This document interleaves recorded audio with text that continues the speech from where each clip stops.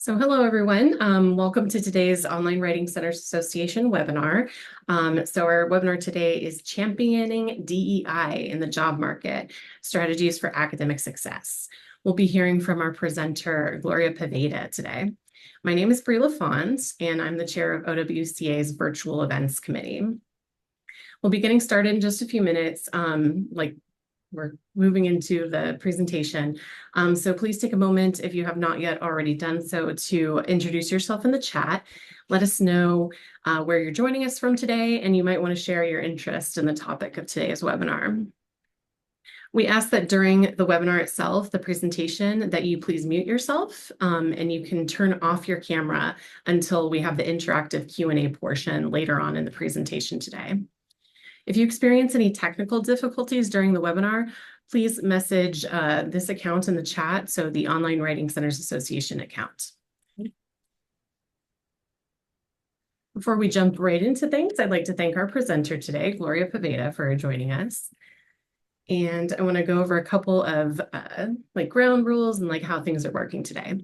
So first, please note that we are recording. Most of you probably heard the little robot voice telling you that, but as a reminder now. Unfortunately, we will not be offering ASL interpretation for today's event. We weren't able to get them scheduled. I have enabled auto captions, and a recording with edited captions will be made available after the event. We will announce the availability of the edited recording on our listserv and W Center when that's ready.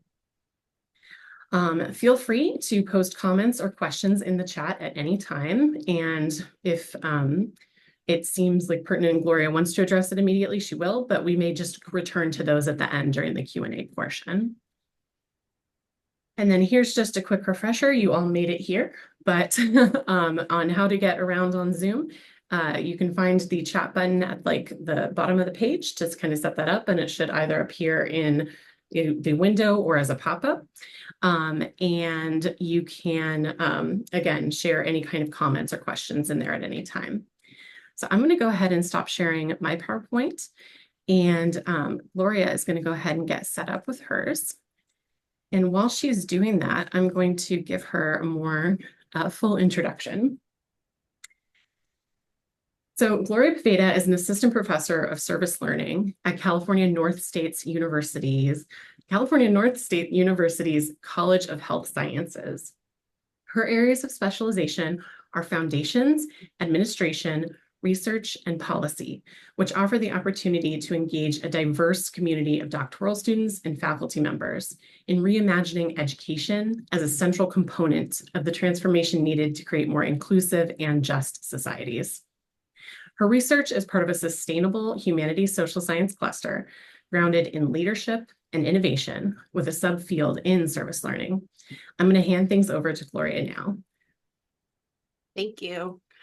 First I just want to say allergies in California are killing me today. So my face is puffy and I'm super self-conscious that I look like I don't know how to put lipstick on. So it's all over my face, but it's not, it's a whole allergy thing happening today. So I have a cough drop and tons of water. We're ready. I want to thank Bree and the Online Writing Centers Association, for the opportunity to come here today and discuss, DEI in the job market with all of you. So with that, we'll get started. If I talk too fast, this is how I talk, so you can jump in the chat and tell me to slow it down. But I think we have a lot to get through today, so I'm hoping we can get through it pretty quickly so we have time to have a discussion. This is an overview of what I'll be talking about today. We're going to discuss a little, understanding DEI in academia, finding, DEI-focused jobs, crafting application materials, challenges around counter arguments for DEI, advocating for it, and then, like I said, we'll have some interactive stuff. Towards the end, I have a sample DEI statement, some resources, and we'll do a job search. So let's just first sort of jumping in, and again, feel free to drop questions in the chat. I'll try to, keep an eye on them. And if there's something really pertinent that you want to stop me, you want to ask right away, raise your hand. I'm sure I could see that, and then we can get that out of the way. And timely if it's needed to happen while I'm still in the presentation time. So for this first part, we're really talking about what is DEI in the job market. So really defining what diversity, equity, and inclusion are. Those are the broad ones. It was equality. Some places have added be and for belonging. I was at a campus. I mean, I've been at several campuses that do really kind of cool things with acronyms. So like JEDI to include justice, or dije, also a way to include justice, but using a Spanish word. But these are the three sort of broad areas right now that seem to lead in all of these efforts across academia today. So diversity really is about, involving the presence of differences within a given setting. And so in the context of academia, we're talking about race, ethnicity, gender, socioeconomic status, and, much more beyond that. Equity, referring to fairness, justice, and processes and outcomes. It involves identifying and eliminating some of those barriers that prevent, full participation from some groups.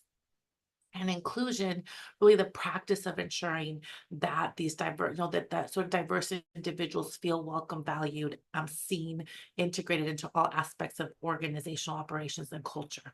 Now, one thing I'm going to add, and I'll say this sort of throughout today's talk, is going to be that while these three areas really seem to represent individual identifiers or markers of how we identify ourselves, from whether it is like race and gender, or are we first generation, are we part of the staff on campus, are we faculty, are we admin? Regardless of that, one area that I feel we don't discuss enough is how we can DI our content that we teach. So how there's also ways, and when you're on the job market, how important it is that that's really what you're highlighting in your applications and in your statements, is what the content, what makes your content in your course diverse, equitable, and inclusive. So it's like a twofold here on how you represent yourself, but also how it is that you represent these ideas in the classroom. So I'll continually come back to that. So then the importance of DEI in academia, I don't know, I would say today it's sort of, I feel like I'm a returning non-traditional student. So I will say that had I been a traditional student, I don't know that this would have been a part of my conversation all along. But I feel it's been something that's been pretty prominent, maybe the last 10, 15 years or so. So as we go through this, I would say, since your cameras are off and maybe you're doing something else, we can add to what you're doing, maybe a quick search on the demographics of your campus, if you're unaware of what they are, or just for you to refresh your memory, right? What's a demographic like on your campus, and maybe even the town in which you find yourself versus maybe where you grew up. And then also do a search on demographics per discipline. And so what's important is because DEI is really about fostering sort of richer learning environments where you have these diverse perspectives, and to really be creative and innovative. And studies continually show that the more diverse teams in academia, the more industry, like the more you're able to outperform industry, right? And your less diverse teams tend to sort of not bring as much of that creativity and innovation that we're looking for in academia.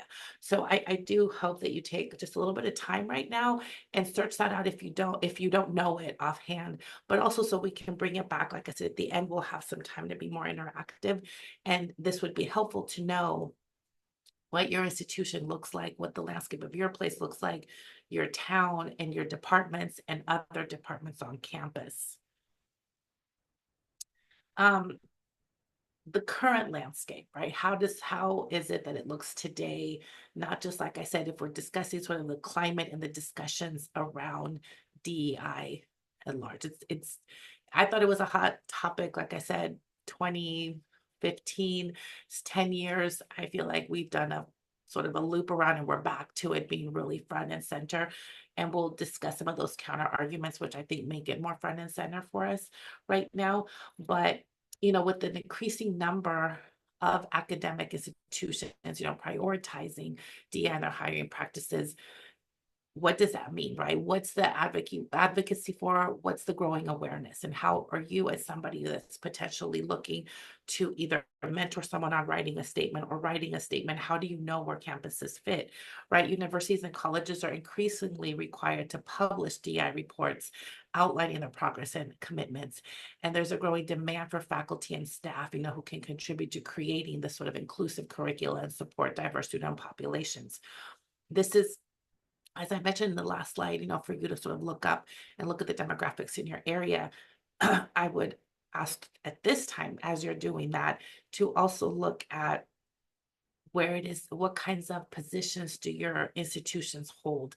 So I know that a lot of professional schools, medical schools, law schools, they tend to hold positions of neutrality, especially during sort of social justice situations.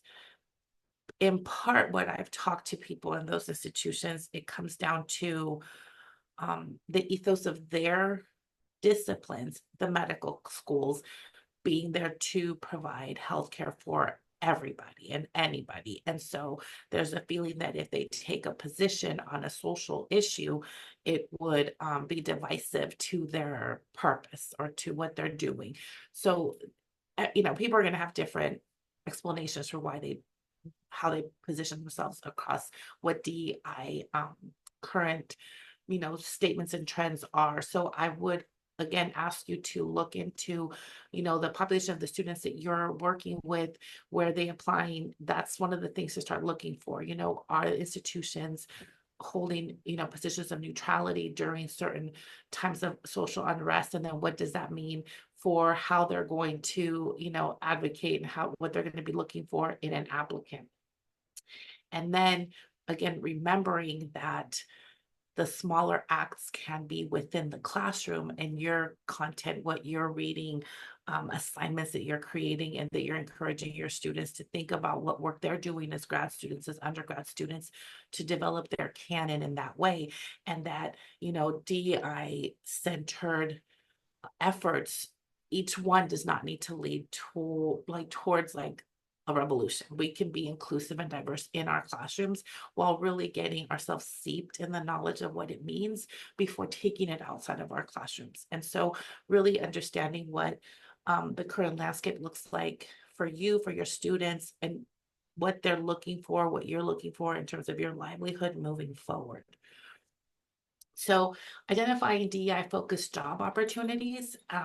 We'll do a job search at the end so we can sort of compare to some of the things we're talking about. But, quickly some things to think about when students are, if you're looking for, for jobs, what it is that you're looking for on these platforms. A lot of the job search sites today will include a tab for you to click off, anything from military to diversity and inclusion. Some will say multicultural. So you can tweak searches for that. So you can look specifically for jobs that are asking for DEI, but you also want to um, be aware of both sides of the coin. If it doesn't say that, what are they identifying? How do you go to when you find a job you like, how do you search the campus to see what it is that they're promoting and advocating? What are they about? What versus really the department that you're looking for as well, and then how do you identify sort of language when you say things like commitment to diversity or inclusive environment, ability to work with diverse populations? So, sometimes they're not as overt in their language, and it might be something of interest to you or your students, where then you can locate areas such as, land grant universities in the South sometimes don't position DEI as a forefront, but they do have language on their websites that acknowledge the tribal land that they are on. And so there are ways as you're crafting your documents to acknowledge those areas as, they're the entry point to a more diverse and inclusive and equitable environment in that particular institution. So like I said, I'm talking about a minute because I want to make sure we have time to do the interactive portion. Preparing our materials. So crafting a statement and key elements to include. These statements can vary. I will say in full sort of transparency, like I said, I'm a returning non-traditional student. And when I was going on the market the first time, I had writing, it was a writing center at one of the campuses where I did my master's degree. And she had a good friend who happens to be the professor is in, Karen, from the professor is in. And so I worked with her the first time I went, like when I was actually applying for doctoral programs. And I've kept those sort of models, that structure of the CV and all the statements, teaching, research, diversity.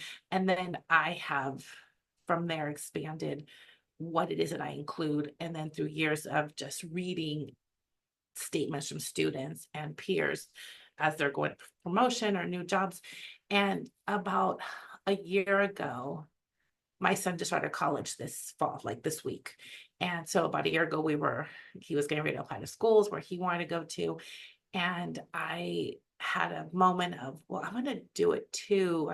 Just because you want to stay present and relevant in your field and what are people doing, and could I still, do I still remember how to write these? So I picked a few jobs that seemed in my area, and I redrafted my own statements to see, and I was pleasantly surprised. I got called back for like first and second interviews. I withdrew my name at some point because I didn't want to waste people's time more than I felt like I already had.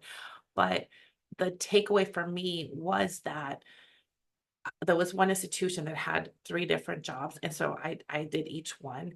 And when I withdrew, the dean had commented that what they appreciated were my documents, because each one was crafted so personal to each area. And they found that people that were applying for all 3 positions just used the same one, and that a lot of the language seemed very generic, which will bring up AI and how to make it a workaround, especially for students and their sort of time constraints and when they're feeling overwhelmed. So it was nice to see that my statements hadn't, like, sort of the concept of how I approach writing these statements hasn't changed, in terms of I was still writing a strong, excuse me, a strong statement. And then working, like I said, with my son and his friends to craft statements for, undergrad college applications. The personal experience, professional experience, and future commitment are I think the personal experience is the toughest element to get on these statements in a way that really encompasses that equity we're talking about. And like I said, we're going to go through some more slides, and then I'll get to the interactive part. But keeping these elements in mind that you want to include, how you highlight, really focusing on how your work is inclusive, diverse, and equitable, less encompassing how you personally feel that you fulfill diversity, equity, and inclusion by just your own personal identities, unless stated in a job posting. So some job postings will say, if you're from an underrepresented group, we are looking specifically for you.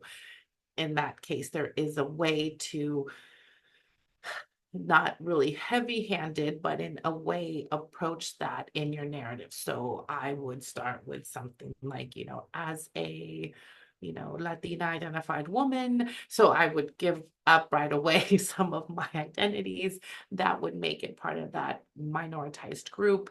And then I would continue on with sharing my experiences and my expertise and my commitment through the work that I've done, not by merely who I am. How you highlight, so highlighting your CV and your cover letter for DEI. So from my number one go-to anybody when they're going on the job market, is start with your CV. First and foremost, the CV is like the blueprint, it's the map that you'll be able to pull from. So I would also encourage you to always have students or yourself start with your CV and go through each section. And as you're reading Anything from, you got your degree at this institution.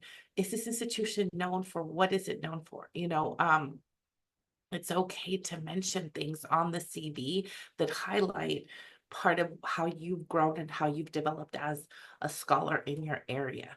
So if you were in, sports writing or anything to do with sports and you're at a Big 10 school, you'd want to mention that even just off jump in the schools that you're positioning as where you went. There's ways to highlight. Um, they're not heavy handed, but it's just highlighting that to sort of track for the people who read. If any, I mean, I don't want to assume, but I think if you're in an academic position, you've probably been on hiring committees. And I know I've been on a lot of hiring committees, and so you'll have staff just go through CVs and just pull the ones that meet this criteria that we're looking for. And so if you're reading a job, how does it match to your CV? What is the order in which, we're talking about teaching experiences and service and outreach. That's going to be huge, huge sort of markers of where you can really early on that CV, where you can drop the little nuggets of your diversity, inclusion, and equity up front. So it's not separate, it's embedded in everything that you're doing. And so if you can set up your CV that way, it's easier to then pull from your CV to elaborate on a cover letter, and then later in the diversity, equity, and inclusion statement to then really just give more, it's the bones of it. You're going to put the meat on, as you sort of go through the writing process for the cover letter and the statement. But really looking at your CV and making sure that at least for your students, if they're, on the job market, you want to make sure, and grad students especially, to craft 3 different CVs. They're the same information, it's just positioned differently. So if diversity, equity, and inclusion is a highlighted area for the job you're applying to, then you want to have, your name, your degrees, and then maybe like your service and your teaching first. Even if it's a research one institution, then you would do, research if the research can be highlighted through the DEI lens, then first. If not, I would say, lean into the teaching to show where that's coming in, and then the research and the service. And so you want to have the 3 different CV roadmaps for each of the different institutions, highlighting that area that you're the most passionate about in trying to position yourself as someone that's DEI focused. As we navigate the interview process, I definitely feel that in this area, there are common questions that you want to be prepared to answer, and strategies for responding. So I will give some examples here. As they're going to ask things, like I said, sort of going back to reminding ourselves that the diversity, equity, inclusion, not just meaning who you represent in yourself, but really focusing on the work that you do and the work that you intend to do for any institution. So using the sort of STAR method of, situation, task, action, result. So I'll give an example of when you're asked, how can how do you support DI initiatives in your previous roles? How do you create, like an inclusive, environment in your classroom? How do you integrate this in your teaching? Um, one thing that I do, and when I teach in the fall, I always, and I don't love the absolute statements, but I always do a Day of the Dead workshop. And I have been in ethnic studies departments. I've been in departments of education. I'm at a college of health science now. Um, and it's always a different demographic. So if the demographic has been, in an ethnic studies department, and if the demographic is largely, like there is a large Latino population that understands the Day of the Dead or is curious about it, they remember it, they grew up with it, there's a different way that I'll structure that, and that I'll talk about. I have been on campuses where I'm the only person of color in the classroom and all the students are white students and they don't know anything. I'm not going to share something that I'm giving some sort of license for cultural appropriation. I would never want to do that. But I have then I still do my Day of the Dead altar. It's just tailored to the population which who I'm working with. So going back to, it's not about me, it's about the work. It's something that's important to me personally. I enjoy it. It is very cultural to me. How I teach about it then works in context to the places that I am in the class I'm teaching and how it fits into that. So when you're talking about the sort of situation, task, action, result, it would be offensive to just say, okay, we're going to do Day of the Dead thing, and anybody can do it every year because I heard it in this thing, and now we're going to go ahead and do it. There's no, that might be a situation, but the task, the action, the result, you wouldn't be able to point to it as to why it was important to you, or why would you need to do something like that. So if you have something that's culturally important to you that you want to share and that you can share in a space like in a in your classroom, there are ways to go about that where then it can be very task oriented, very action oriented, and your result will be the one that you intend, and it should be part of a learning outcome for the course.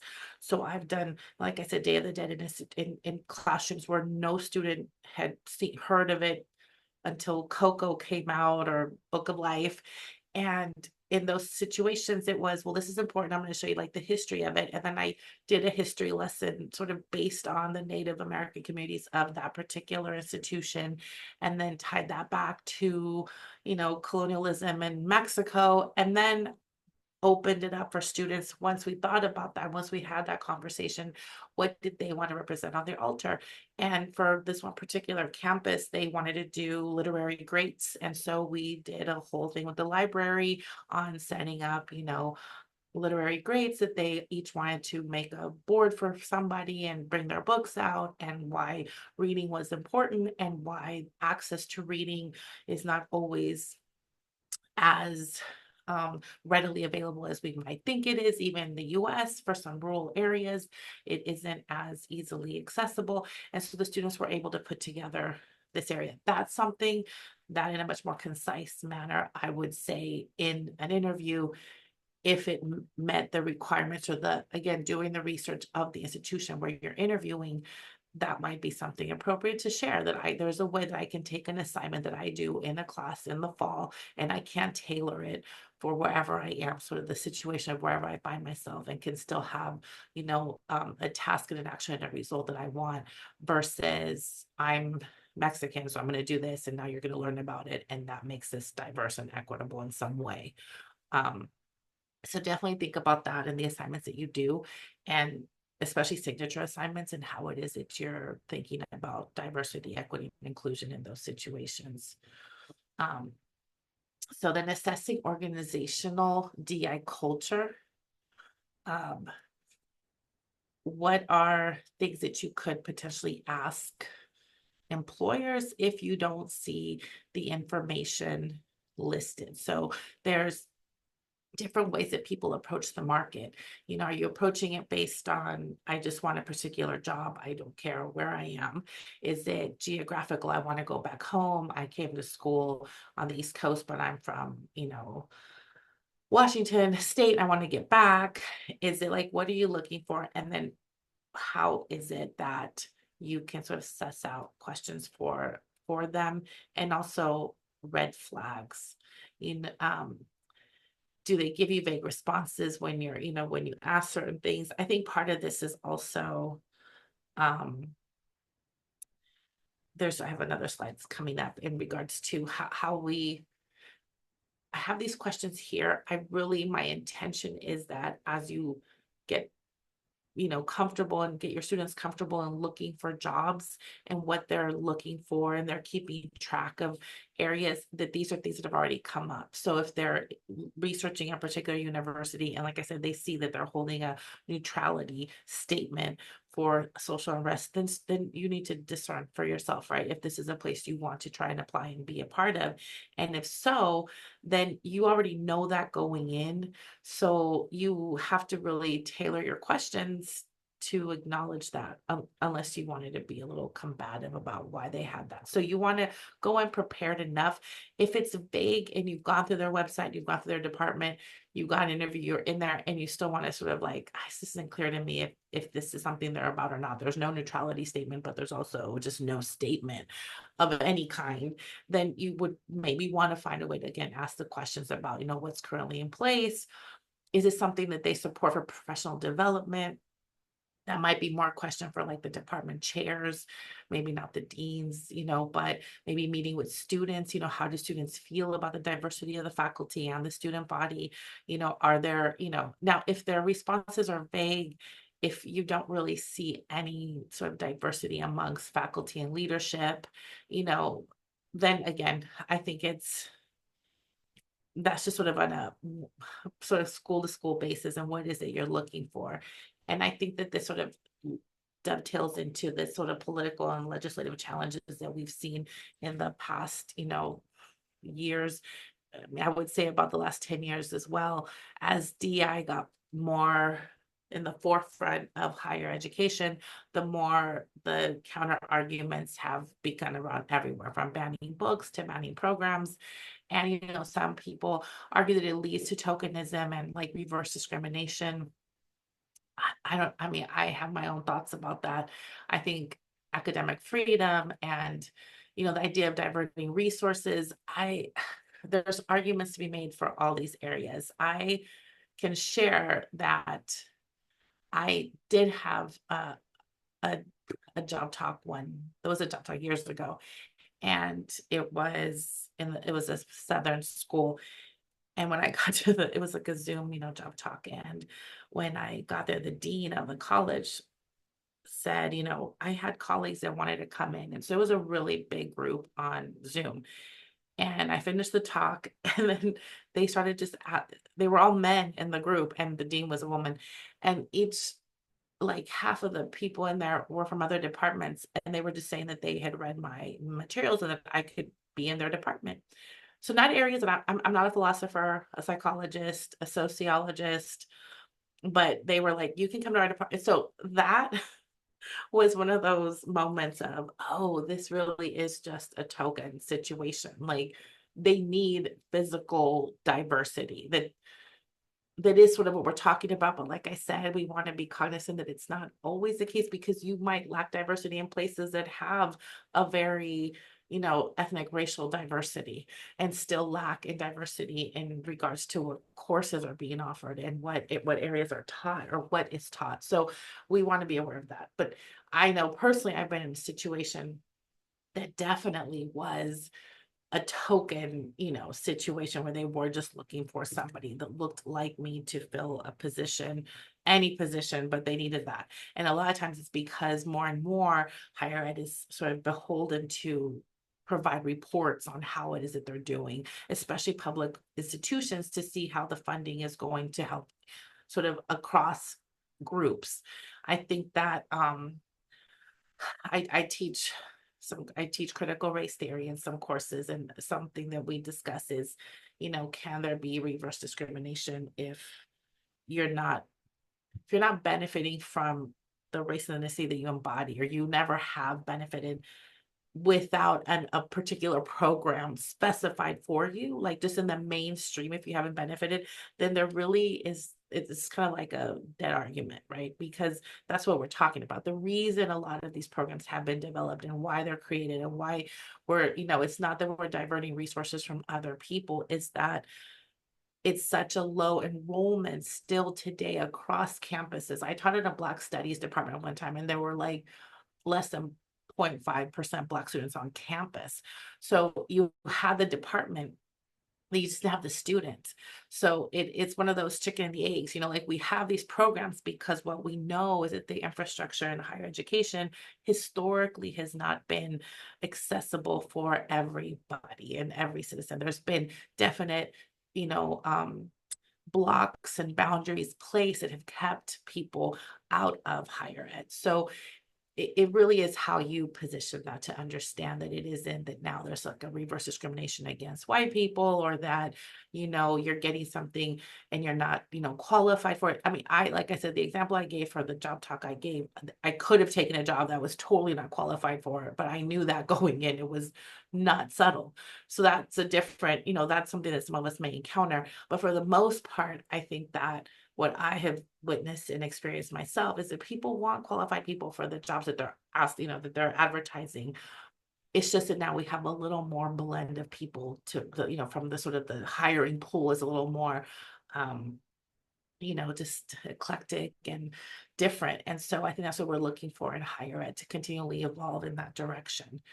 Um, because like I said, certain states have, introduced policies to ban, you know, DI training or any type of affirmative action.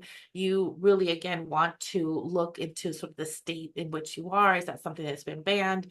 I do think that if you are, um, I have a signature assignment. It's a name narrative assignment.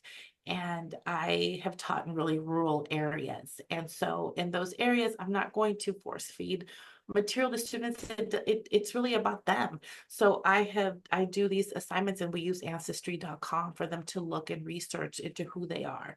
And I have yet to experience an Irish student, an Italian student, a German student come away from that assignment without a whole new appreciation for, if you're not Native American, you're not from the United States originally.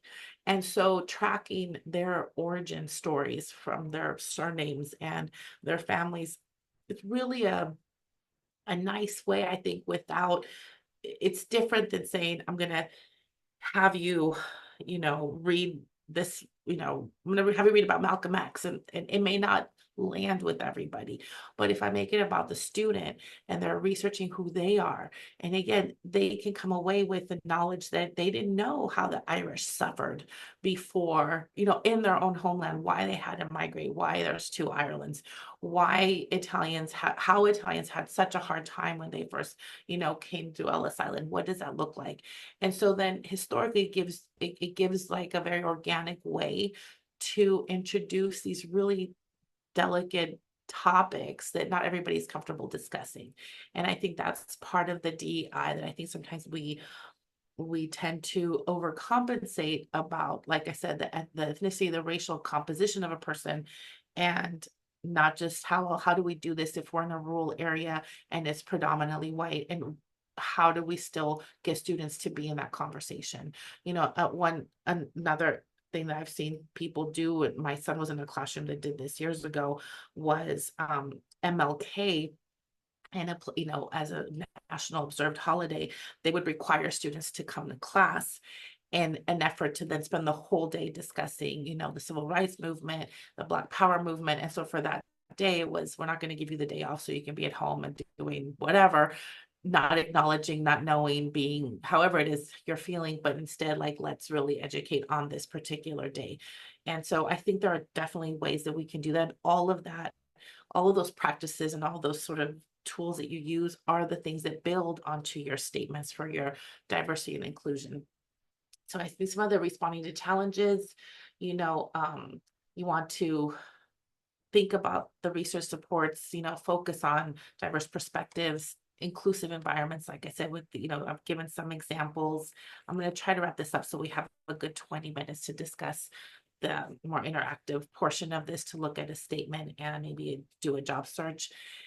So I think that, again, keeping in mind, and I know that these slides will be made available, but these are definitely areas that you want to address, just like when you're putting together the CV. How can you highlight some of these areas that focus on this and emphasize the importance of creating these environments, and so that you're using sort of that language of, empathy and willingness to listen, and how you seek common ground, and just, again, how you respond to those in real time, but also how you position that so that when what you're doing can be translated on the paper.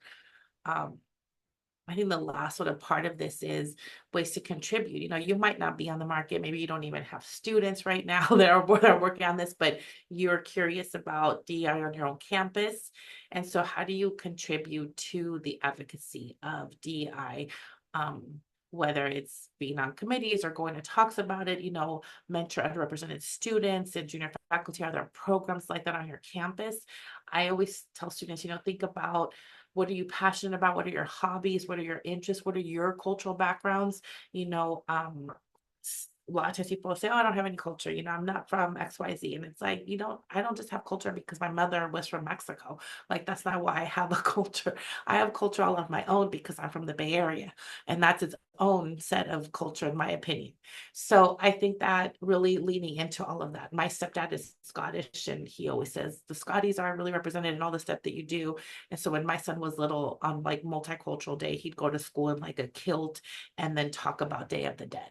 And so I think that there's many ways that we can advocate for that just through our own participation, right? And our own building of networks. And when we participate in conferences and workshops, anytime I'm going to any professional workshop, I ask about what are some of those things that we can do in our downtime. And so I know there's like knitting groups and people get together and, or they take pictures. People like to walk in a new area when you go to a conference and take, photography is huge. And so how do you use any opportunity to network to start conversations through the things that you're interested in, because all of those areas are ways that we can diversify, that we can make our spaces more equitable and more inclusive through all of these different areas that we probably share in more ways than we know. And then just, staying informed about it. I think this is just, I think now I'm looking at this like I'm getting repetitive with it because I'm looking at the time. I really want us to have time to discuss the other stuff. But yeah, I don't know. This all goes back to just really encouraging your students as well as yourself. If you're new faculty on your campuses, or if you're on the job market or with your students, to really get to know all the extra services that campuses have, the resources, because nowadays I think I get surprised at how many resources campuses have that students don't know about, the faculty aren't aware of, because we haven't, we're so busy in other areas that we don't have the time for all this. But if we do the sort of that looking around early on, we should have a good idea of that. So I'm not going to do these yet, but let's go ahead and before we do the job search, I'm gonna see if I'm sorry, I'm gonna like wrap that up now. Now it's more interactive, so I don't know if people want a camera on or if there are. I'm gonna check to see if there's any questions. But I think this is a time where I want us to look at this statement and sort of comment on, see what we think. I can, and as a jumping off point for writing these statements, but also what's out there, especially in this sort of dawn of AI. I don't know if anybody wants to read. I'm getting a little like I'll take a little pause. You want it read aloud, Gloria? Yes, yeah. At least maybe like paragraph to paragraph so we can see what we think. I'll go ahead and read it for folks. So this is an example statement, a diversity, equity, and inclusion statement. As an educator and scholar, I am deeply committed to fostering diversity, equity, and inclusion in all aspects of my work. My commitment is rooted in both my personal experiences and my professional journey, where I've seen firsthand the transformative power of inclusive environments. I believe that creating spaces where all individuals feel valued and respected is essential for personal growth, academic success, and the cultivation of a vibrant community. Throughout my career, I've actively engaged in initiatives that promote DEI.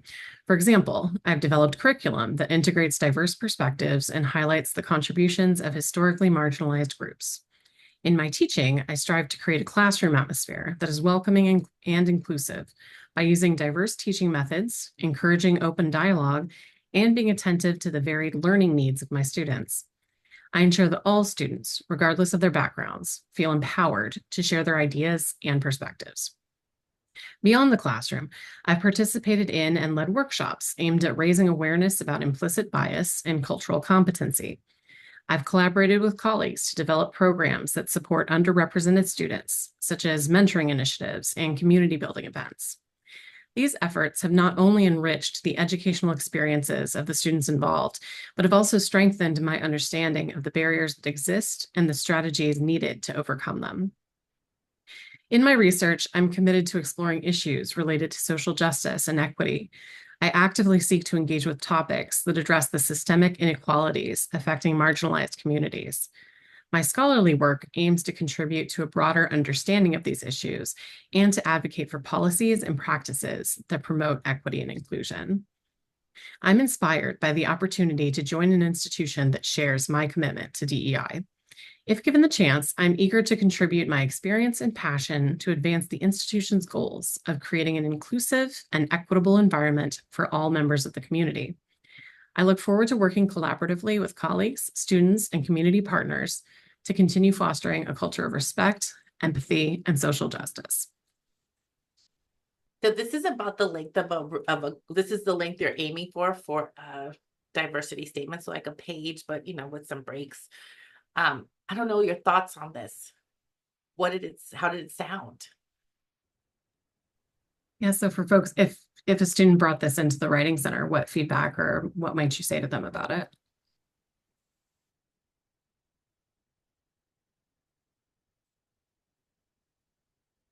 Yeah, so Alexis is noting the lack of specificity, For sure. that lacks specifics. Yeah. So this is something that we're seeing more and more, and this is very, AI generated.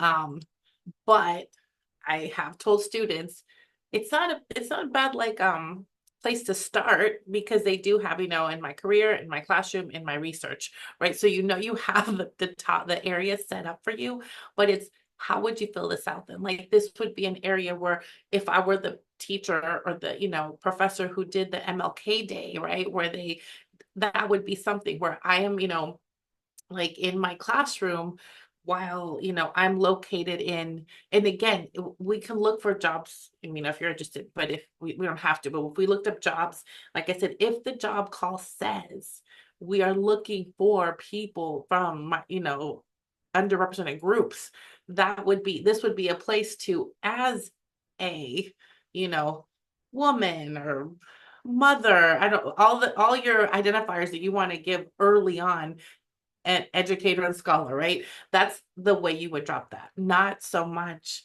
giving a whole background of who you are, but just in the opening sentence, you would want to sort of present yourself. If it doesn't say that, then you don't. It becomes very heavy handed. If it does not mention that it's looking for people from particular groups, you don't want to. A lot of actually, I've seen more and more jobs that say, do not mention any identifiable markers of yourself in your diversity and inclusion statement, because that's not what they're looking for. That's not how we're diversifying. It's through the content of the work that you're doing within the context of the courses that you're applying to teach. So, if you're doing that, like I said, if it's a history class and you want to mention that the way you actively engage in your classroom would be, in January, I request, I don't, the campus is closed on MLK Day, but I ask my class to meet and we, watch a film and we analyze it, or we discuss this. Like, how is it that you're being inclusive to discuss topics that maybe are not innate to the students that you're teaching? Let's see, what else do we have in here? Yes, definitely, right. And so, yeah, so it is missing those examples, but this is what would happen. So this type of, this was half AI generated and half just stuff I took from first drafts from students when they get really uncomfortable about what they want to write. I'm not sure, like, do I want to say that I have, I know people of color, or that I am that, and I'm like, no, that's not what we're talking about. We're talking about what about your work stands out? Like, where is the service that you're doing? What is, or again, like I said, if you don't have that in your area, then what are some interests of yours? Like, right, like I said, I mean, I have a colleague that knits and she loves to knit. I'm not a knitter. I've tried, it doesn't work for me, but it works so I'm like, you put that in your diversity statement that it's, you like to knit. So wherever you go, when you're at a conference, when you get to a new place, you always find your local knitting circle. And that has led you to create these networks and social groups outside of higher ed that have really helped inform how it is that knitting circles are great social ways for people to communicate, to share stories, to, share where they're from and what they like. It's, it's something that's in many traditions. The talking circle is so indigenous to a lot of our communities. And yet, people are like, well, I only knit. It's not a big thing. Well, no, it's something that's important. How do you bring that aspect into your classroom? So I think really thinking about how do you cater each of these sections? How could you fill out each of these sections with those specific examples? And then you'd have a really good shell to start from. This is a really good blueprint to the organization of this statement, but how could you fill this out with those specific details that really stand out and they're unique to you? And ideally, you want to be able to look at your CV as sort of that blueprint to see what you can pull from it. But if you are struggling for the DEI statement, then how can you get there from, what's an assignment that you do? Like a lot of people bring art into the classroom. And so what's the purpose of that? If you like to cook, if you like to watch movies, like all of those areas can definitely be woven into the statements because they're what make you unique and also really make you stand out in regards to that part of equity and inclusion, because you're also in essence asking to be included for who you are at any of these positions that you're thinking about applying to. Any other comments, questions on this? We still have about, I think, 5 or so minutes.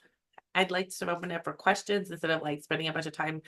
We can search for something if you'd like, or we can go straight to, I do have a list of some resources that I'll be sharing with Bree that she'll send out. These are open source and sort of free, anything. So, the Chronicle Vitae, the link to the National Center for Faculty Development and Diversity has a lot of free content that you can, check out.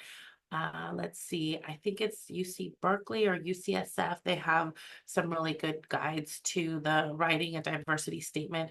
That was something I helped write years ago, and it's been tweaked since, but it was something I was a part of when I was at Michigan. And Cornell has a lot of open source stuff for DEI, but I'll definitely share this out. But I kind of just want to maybe stop sharing my screen and see if anybody has questions, if that's cool. Or like I said, if anybody wants to do a job search, we can. But I want it to be more accessible to what you want to do. So given the time frame, if anyone has a question, please feel free to kind of chime in. But I had a question, Gloria. Yeah. As a recent graduate myself and thinking about working with students who don't have a ton of experience yet, I thought like the STAR framework you gave was very helpful. But I was thinking about like in my own situation, if I've had coursework in particular issues. So like I have a queer studies minor, and I am a queer woman myself, but I have not taught queer studies or anything like that. So in terms of framing that or like thinking about students who may not have a lot of experiences yet, what advice would you give in terms of how to make that legible? That's a great one. I mean, in particular, I think that that's a big struggle. We're seeing more queer studies come up, but a lot of times there isn't, right? So then you're like, oh my gosh, do I lead in with this is what I bring to the table? And like you said, does that translate to the classroom? So I think that I would suggest as you're applying for jobs and you're reading, like, again, what are the job calls that are out there? If they're not asking you to create a class or something, usually in your cover letter, you want to add sort of as you're closing it out, thank you. I'm really looking forward to teaching. And then you do like 2 of their courses that they're known for. And then you say something like, and creating.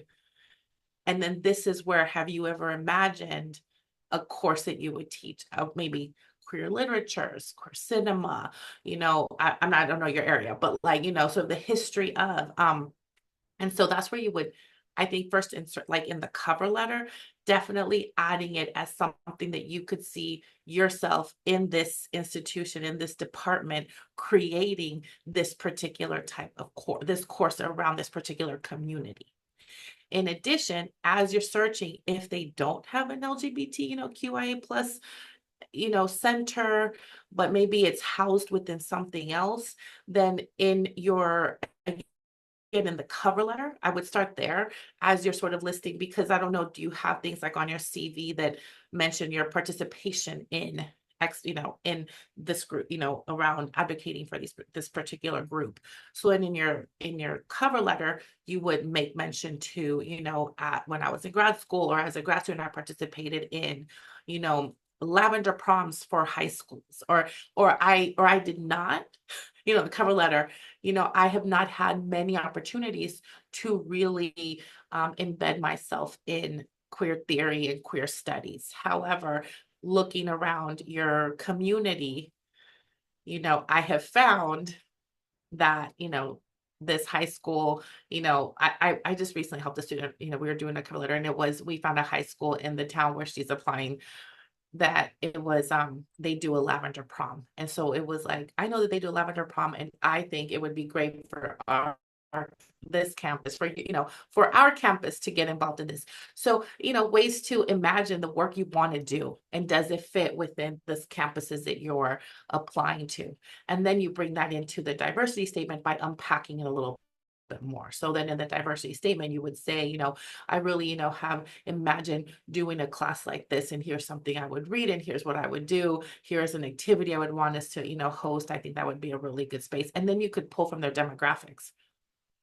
I see that. So diversity statements are tricky because I told everybody you can have one that's very standard. You just said, but I had one like that, and it was very, like I said, my opening, like 2 lines was just all of my identities. So when they started saying we can't do that, I had to take it out and draft a new one. But then there's been times where, to what you're saying, I was like, gosh, they don't have this thing that I really want to do, but I really like the campus in general. And so I really want to get in there and say, here's something that I would really see myself being able to take on when I get there. And here's how I imagine it. So either including that class or mentioning some of the detail in that statement. I think it's really the way I would suggest, and I would encourage you to do. I'm like, send me something, I'll read it, and you can, let's see. Okay, yeah, thank you.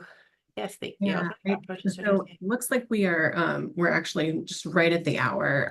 So I'm going to go ahead and wrap things up, and want to say thank you again to Gloria for presenting today.